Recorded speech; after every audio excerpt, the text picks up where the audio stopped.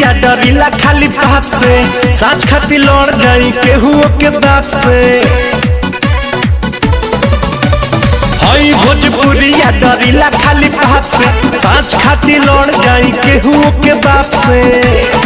तो पीछे हटम न के तनो झमेल होई, आज जेल होई काल बेल होई,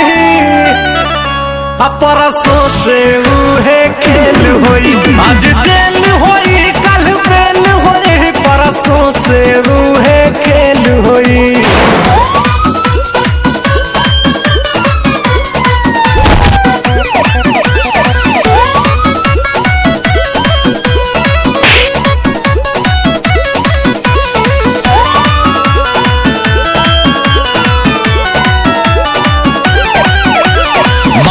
पगरिया अमुहवा में पान बा, पिस्टल कमर में असीना उतान बा।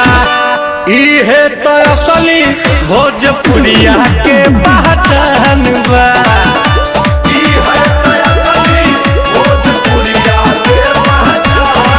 भारी सौ एक अकेल होई, आज जेल होई काल बेल होई, परसों से उहे खेल होई। आज जेल होई काल बेल होई, परसों से उहे खेल होई।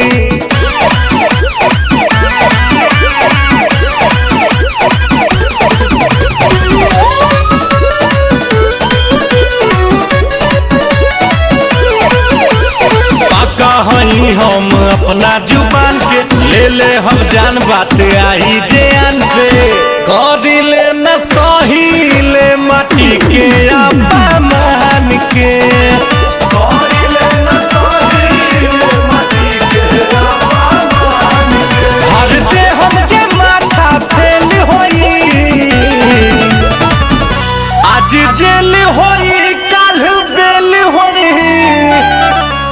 परसों से उहे खेल होई।